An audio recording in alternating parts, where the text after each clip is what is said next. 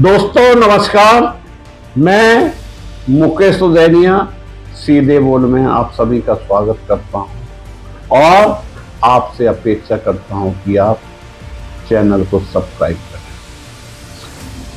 और वीडियो जरूर देखें। हमारा प्रयास रहता है कि आपको जो चीजें हैं वह आप तक पहुंचे। दोस्तों, हम आज आपके सामने जो कुंभ का मेला आने वाले 2025 में आयोजित होना है, उस टॉपिक को लेकर हाजिर। दोस्तों, हम आपको बताएं, प्रयागराज भारत के सबसे पुराने और सबसे पवित्र शहरों में से एक है और हमारा सौभाग्य यह है उत्तर प्रदेश में, जहां के हम निवासी हैं।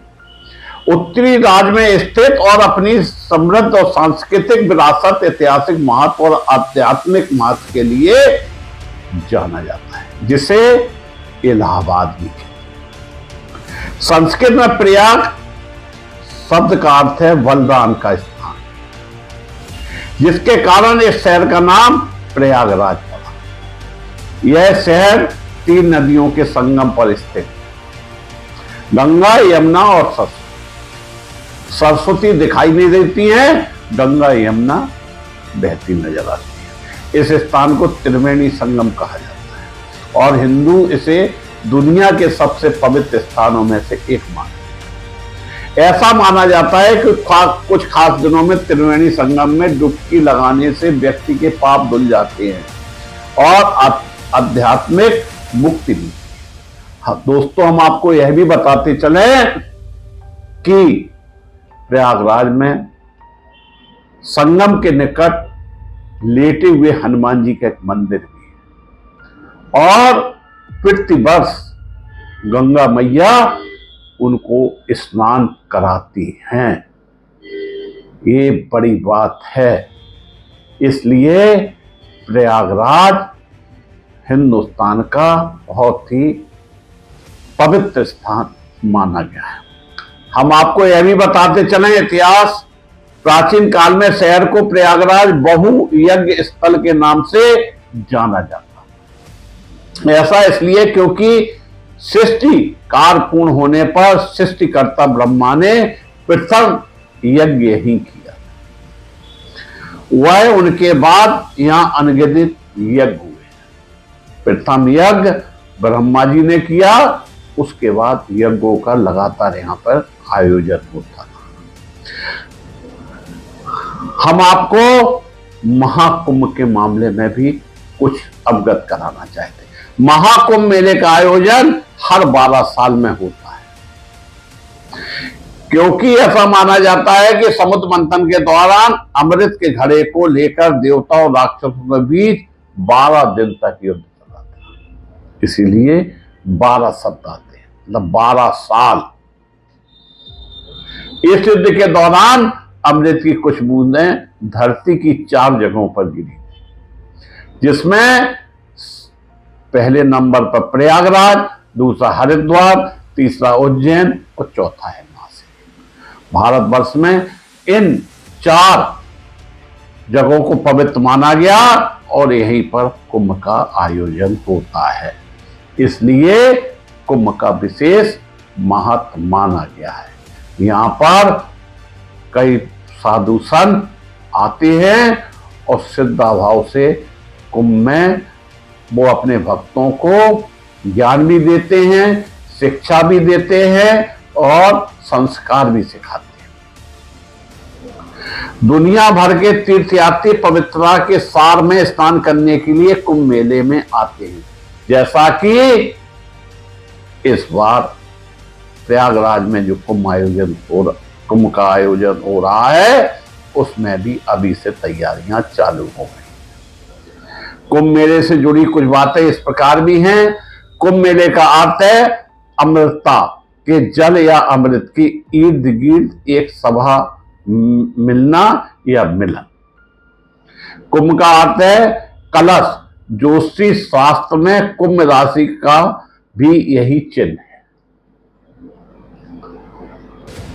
प्रयाग का कुंभ मेला सभी मेलों में अधिक महत्व रखता है, जिसका मुख्य कारण कि सबसे पहली अमृत की बूंद प्रयागराज में ही गिरी थी, ऐसा धार्मिक ग्रंथों में माना गया है। प्रयागराज में होने जा रहे महाकुंभ 2025 के दौरान यहां आने वाला कोई भी श्रद्धालु कल्पवासी भूखे पेट नहीं सोएगा। योगी आदित्यनाथ की बड़ी घोषणा। योगी सरकार की ओर से इसके लिए मेला क्षेत्र में व्यापक तैयारियां की गई हैं। पूरे मेला क्षेत्र में श्रद्धालुओं के लिए भंडारों का आयोजन किया जाएगा, साथ ही उन्हें मुफ्त राशन की सुविधा का भी लाभ मिलेगा। कई दिनों तक महाकुंभ में रहने वाले कल्पवासियों और श्रद्धालुओं के राशन कार्ड बनाए जाएंगे, उन्हें राशन की सुविधा उपलब्ध कराई जाएगी। यह हमारे उत्तर प्रदेश के मुख्यमंत्री योगी आदित्यनाथ का कुंभ में आने वालों के लिए एक बड़ी सुविधा का प्रयास है, जो कि सराहनीय है। इसके लिए पूरे मेला क्षेत्र में सेक्टर में कुल 160 उच्चतर राशन की दुकानों की स्थापना की जाएगी। यहां से 2 बार जनवरी फरवरी में राशन प्रदान किया जाएगा। राशन के भंडारण के लिए 5 गोदाम भी स्थापित होंगे। इस पूरी परियोजना पर 43 करोड़ से ज्यादा की धनराशि खर्च की जाएगी। परियोजना के अनुसार कल्पवासियों एवं श्रद्धालुओं को खाद्यान्न, चीनी एवं रसोई गैस भी उपलब्ध कराई जाएगी। एलपीजी सिलेंडरों की बिक्री के लिए अलग से आउटलेट लगाए जाएंगे। 10 लाख स्थानीय आबादी के अतिरिक्त अस्थायी आबादी के लिए भंडारों का आयोजन होगा, जहां प्रतिदिन राशन की आपूर्ति की जाएगी। कुंभ नगरी प्रयागराज में 2025 में आयोजित होने वाले महाकुंभ को प्रदेश की योगी सरकार ने दिव्य, भव्य और नव स्वरूप प्रदान करने के लिए युद्ध स्तर पर तैयारियां प्रारंभ कर दी है। एक तरफ जहां कुंभ क्षेत्र में अंदर उच्च स्तरीय सुविधाओं के विकास प्रयास जारी हैं, तो वहीं कुंभ क्षेत्र के बाहर शहर को भव्य स्वरूप देने के लिए सड़कों, चौराहों से लेकर शहर की दीवारों तक को कुंभ की पौराणिकता में रंगने की कवायद चल रही है। महाकुंभ के पहले कुंभ नगरी प्रयागराज सजाई जा रही है, दुल्हन की तरह सजाई जा रही है, संवारी जा रही है, ताकि उत्तर प्रदेश का पूरे विश्व में डंका बज सके।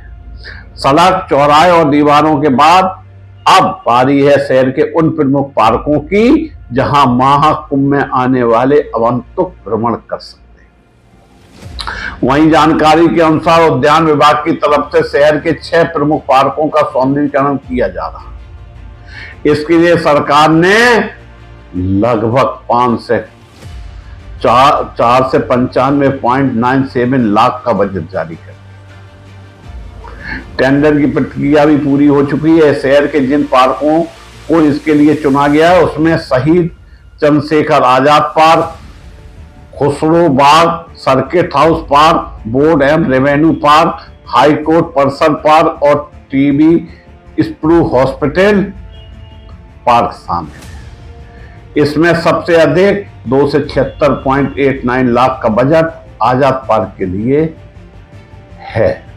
इसके बाद खुसरो पार्क के लिए 59.09, हाई कोर्ट के लिए 44.18, सर्किट हाउस के लिए 37.58 लाख, रेवेन्यू बोर्ड के लिए 33.13 लाख और टीवी स्प्रू हॉस्पिटल के लिए 30.34 लाख का बजट आवंटित किया गया।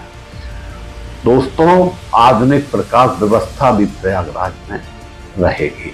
इसके लिए जहां पार्कों में गुलाब वाटिका बनाई जाएगी, तो वहीं कबेटरी और राखड़ी का निर्माण होगा। पार्कों को शाम के समय खास लुक देने के लिए आधुनिक प्रकाश व्यवस्था भी होगी।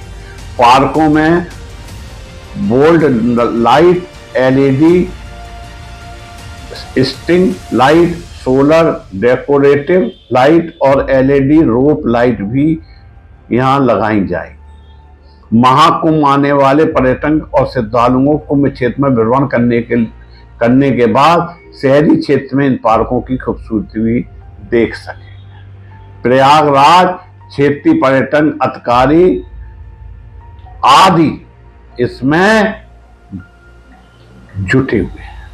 वहीं जानकारी के अनुसार कुंभ क्षेत्र में श्रद्धालुओं के लिए परेड ग्राउंड में परंपरागत टेंट सिटी तैयार की जा रही है। इसके अलावा अरेल और जूसी में भी PPP मोड पर लग्जरी सुविधाओं वाली 2 टेंट सिटी बनाई जा रही है। टेंट सिटी को लेकर पर्यटकों और श्रद्धालुओं को काफी अच्छा रिस्पॉन्स मिल रहा है।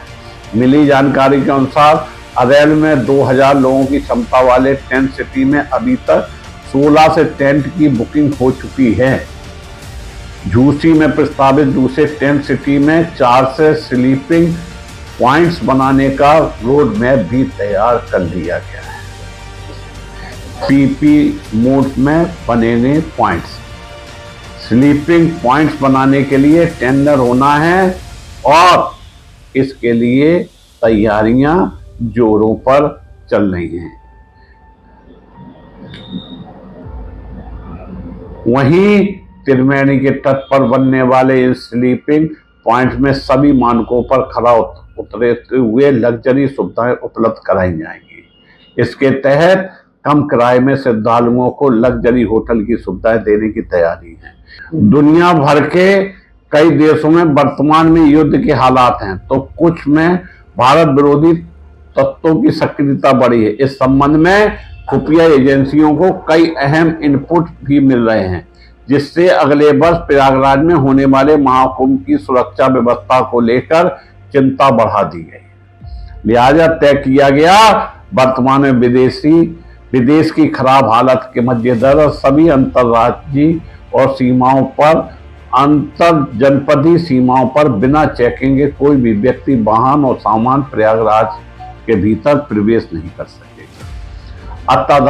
अत्याधुनिक उपकरणों की मदद से चेकिंग और फिक्सिंग के बाद ही उसे प्रवेश करने की अनुमति दी जाएगी। बीते दिनों में ADG जोन प्रयागराज भानु भास्कर की अध्यक्षता में महाकुंभ की तैयारियों को लेकर आयोजित बैठक में संबंधित जोन रेंज जिलों और GRP के अधिकारियों की मौजूदगी में तय किया गया कि मध्य प्रदेश के सतना एवं रीवा और अंतर जोनल सीमा के जिलों समेत वाराणसी, कानपुर, लखनऊ जोन के जिलों के बॉर्डर पर प्रत्येक व्यक्ति अपने वाहन सामान की सघन चेकिंग कराएं। प्रयागराज में आने जाने वाले प्रत्येक वाहन की निगरानी के साथ पेट्रोलिंग और चौकसी की जाएगी। प्रत्येक चेकिंग पॉइंट पर CCTV लगाए जाएंगे, जिसकी कवायद अक्टूबर माह से शुरू कर दी गई है। इससे आतंकवादियों और अपराधियों में डर का माहौल बना रहेगा और किसी भी अप्रिय घटना को रोकने के लिए यूपी पुलिस पूर्ण निष्ठा के साथ तैयार है। और हमारे उत्तर प्रदेश के मुख्यमंत्री योगी जी जो कि कुंभ पर अपनी निगाहें रखे हुए हैं, निश्चित तौर पर प्रयागराज पूरे संसार में अपना जो नाम है वह इस कुंभ की वजह से और प्रसिद्ध हो जाएगा। मैं मुकेश उदैनिया पुनः अपनी बात समाप्त करके आप सभी को धन्यवाद देता हूं।